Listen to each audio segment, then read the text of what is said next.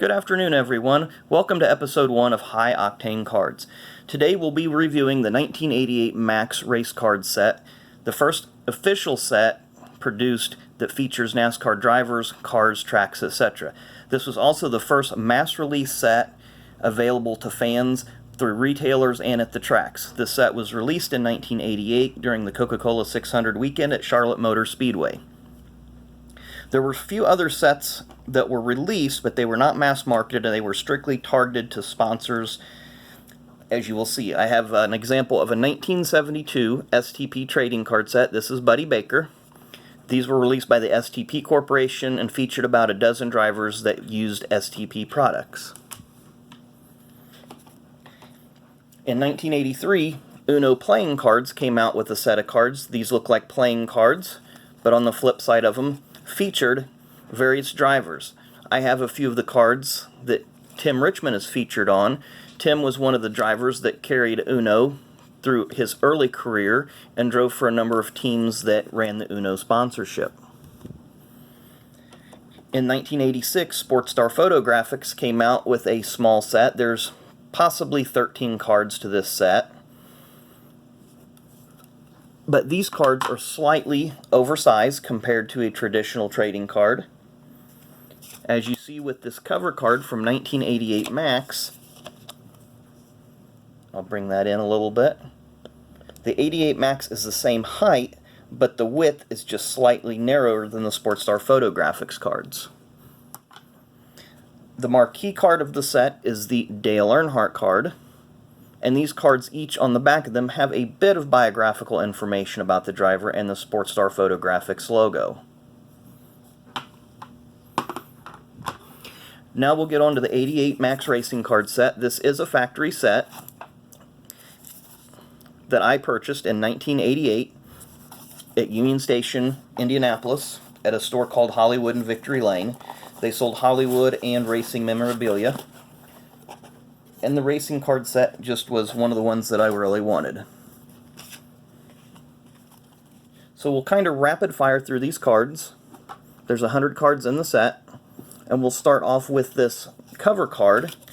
With the front of the cards look the same. This is the card on the left is from the factory set. The card on the right you would have got in packs. In the Starburst you see 100 collector cards for the factory set. On the retail version, or the pack version, 10 collector cards in the Starburst. There are a few variations and a couple error cards in this set, but we're just going to focus on the drivers in this set. So this is J.D. McDuffie, who was killed in 1991 at Watkins Glen. J.D. was an independent driver that raced from 1961 or 63 to 1991. This is Davey Allison's rookie card. Speaking of rookie cards, there is no Dale Earnhardt rookie card in the 88 Maxx set, so do not be fooled when you go to eBay and look for Dale Earnhardt rookie. The Earnhardt rookie is the 1989 Maxx set. This is Rodney Combs, who raced sporadically through the 80s and 90s. We have Mickey Gibbs, who ran a handful of races through the late 80s and left NASCAR in the early 90s. I believe he still races in the short tracks in the Southeast. You have Atlanta Motor Speedway card there. We have a Darrell Waltrip rookie. Darrell, of course, a 3-time NASCAR champion. Brad Teague, who continues to this day to race in the Southeast. He occasionally makes a Truck Series start, or perhaps an Xfinity Series start, usually at Bristol. Rusty Wallace, 1989 Cup Series champion. This is his rookie card. And most of the drivers in this set, their cards will be classified as rookies, so I won't continue to repeat that. Larry Pollard, who was Richard Petty's crew chief for a short while, and Larry did suffer a basilar skull fracture in a Busch Series race in Dover in 1988. He did recover to make a driving return later that year. This is the Winston card. The Winston is NASCAR's All-Star race. This race continues just under the name the Monster Energy NASCAR All-Star race. Again, you see Dale Earnhardt's card here in the picture. This is not a Dale Earnhardt rookie. There are 4 checklists in this set. This is the first one. It has the schedule on the front, checklist on the back. Veteran driver Neil Bonnet, who ended his career with 18 wins and was tragically killed during practice for the 1994 Daytona 500 when making a comeback from a head injury that had sidelined him for 3 years.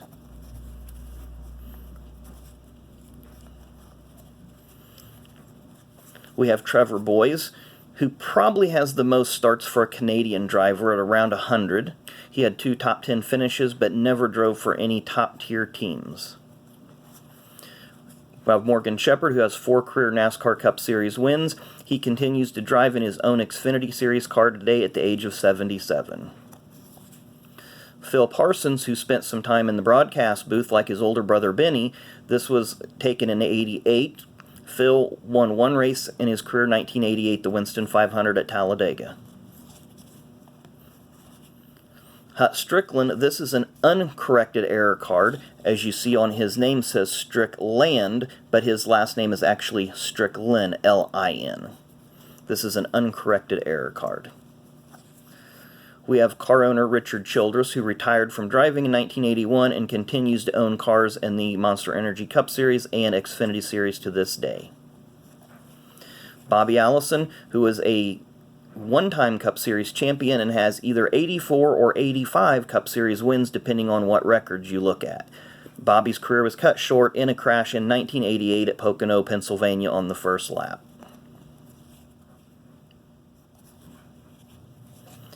We have 1990 Daytona 500 winner Derek Cope here in his Purelator days. Derek works for the 00 Starcom Racing team today, but this was Derek's first full season in 1988.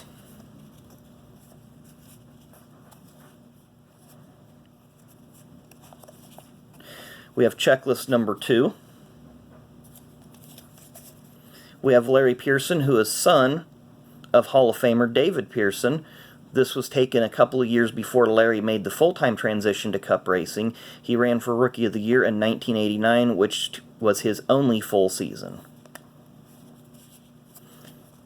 We have a Dale Earnhardt in the pits card. This card is talking about his pit crew here. They were known as the Flying Aces. They were very innovative at the time in the way that they made pit stops happen and were faster than generally every other team in the pits. This is not Dale's rookie card. Dave Pletcher made just a few Cup Series starts back in the mid-'80s. He predominantly ran the ARCA Series, ARTGO, and some of the Southwest or Southeast Series races back in the late 80s, early 90s. This card commemorates Davey Allison's Rookie of the Year run in 1987. This is not Davey's rookie card.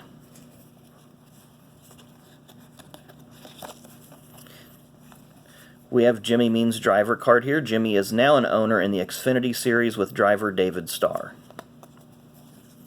The King, Richard Petty, all-time wins leader, all-time starts leader, all-time pole winner.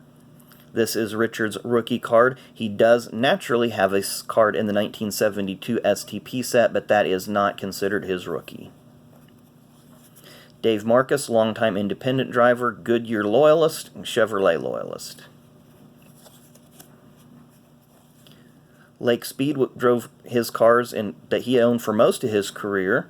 Lake did win 1 race, the 1988 Trans-South 500 at Darlington. He was also runner-up in the 1988 Daytona 500. We have a Mark Martin rookie card. Mark ran from 1981 to approximately 2013-14 before calling it a career. Mark is in the top 10 in starts and nearly the top 10 in wins, but he is probably known as the best driver to have never won a championship as he placed second in the championship 5 times in his career. Bill Elliott rookie. Bill's son Chase currently races for Rick Hendrick in the number 9 car. Bill drove number 9 for most of his career. Bill won the 1988 championship and won the Winston Million in 1985. Ken Reagan, whose son recently announced his retirement from the NASCAR series, David Reagan. Ken was an independent driver who ran a handful of races from the mid-'80s to the early '90s. Bobby Hillin started racing in NASCAR at the age of 17. His career ended up being cut short just by lack of funding in the mid-90s, but Bobby had one win, 1986, the Talladega 500, at which I was in attendance.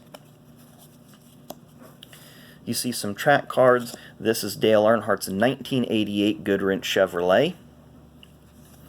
Not Dale Earnhardt's rookie again. We have veteran driver Buddy Baker, who is a 2020 class of NASCAR Hall of Fame. Buddy had 19 career wins, including the 1980 Daytona 500, but he never won a championship.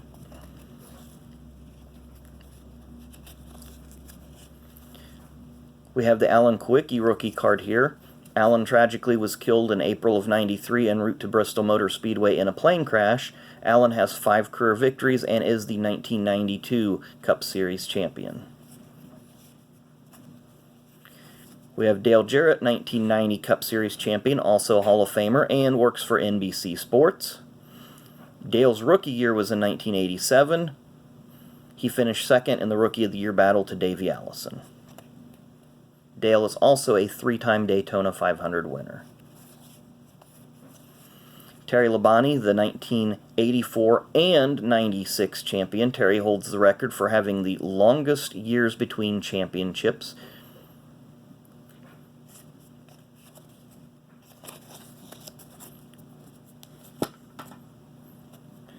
Greg Sachs, who was the surprise winner of the 1985 Firecracker 400 at Daytona. Greg never really ran a full season except maybe 1984 and 1994, but he ran for many different teams and was never really with a top organization. Jimmy Horton was a super modified driver who ran sporadically in the 80s and 90s, most noted for his crash in the 1993 Die Hard 500, where he went out of the track and was most famously quoted as, "He knew he was in trouble when the first guy that got to him was holding a beer." Jeff Bodine, the 1986 Daytona 500 winner, never won a championship, ran for many good teams, but just was befuddled with bad luck. Rick Wilson drove for a few teams in the 80s and 90s, never won a race, but was runner-up in the 1988 Firecracker 400 at Daytona by about 3 feet. This is checklist number 3. Bill Elliott was the all-time most popular driver winner, winning the award from 1984 to 2000, except for 89 and 90. He took his name out of the running in 2001, so that way other drivers would have the opportunity to share. Mark Stahl was a journeyman driver that ran a handful of races in the 80s and in the 90s and ended his career in the ARCA series.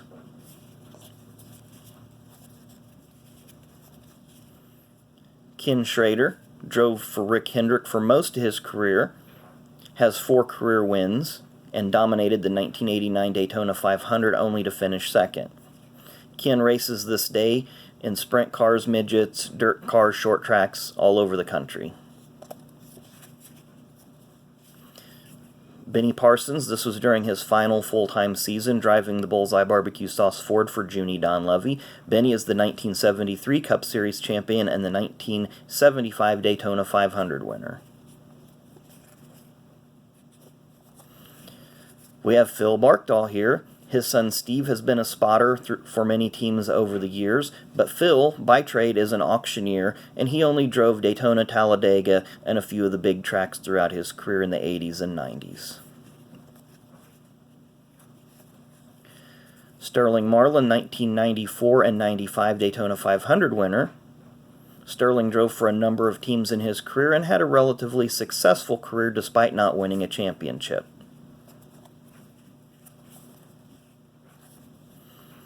Buddy Arrington is an independent driver who drove for many years and retired in the late 80s. He was one of the last drivers to full-time campaign Chrysler products before they finally ran out of parts and he had to switch to Ford in the mid-80s. Buddy's best finish is third twice. Connie Saylor was an independent driver who only had one career top 10 1978 at Atlanta. Connie passed away of cancer in 1993.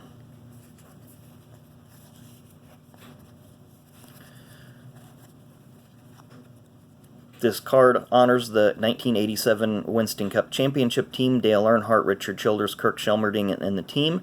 This, again, is not a Dale Earnhardt rookie card.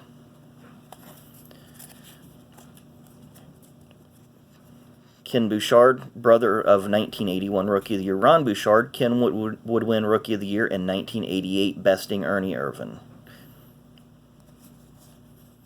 We have Cale Yarborough, who won 83 Cup Series races throughout his career and was the 76, 77, and 78 Cup Series championship, the first driver to ever win 3 consecutive titles. Cale also won 4 Daytona 500s. Eddie Bierschwell was a 1985 runner-up for Rookie of the Year to Ken Schrader. Eddie's family runs a mortuary and funeral home business in the Houston area. Jim Sauter, who passed away in 2014, best known for his days as an IROC test driver, but Jim's sons, Jay, Johnny, and Tim, have also raced in NASCAR. We have Ernie Irvan, who I mentioned was the runner-up for 1988 Rookie of the Year, was the 1991 Daytona 500 winner. Ernie was forced to retire due to injuries in 1999 after suffering a series of crashes at Michigan. The first in 94, the second in 99, and since he has just helped his son, Jared, to help him get into racing and is currently racing late model stocks.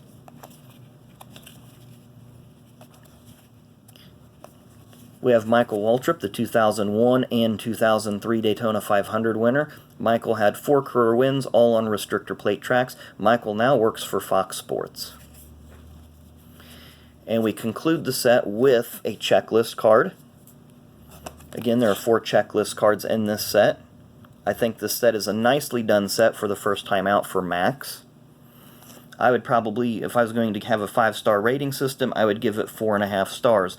The cards are clean, they're very well centered, they're crisp, and the backs of the cards do have stats of the drivers and some biographical information such as date of birth, residence, etc. Well, I'm going to conclude this video by saying if anyone is interested, when I reach 100 subscribers, a random subscriber will receive this Tony Stewart 1998 VIP rookie card. Like I said, I will be doing giveaways, and this will be the first one at 100 subs. So please hit that subscribe button, hit that like button, feel free to comment, follow me on Twitter. There you see my handle, @HalleyEmery. I thank you for watching. Everyone have a good day.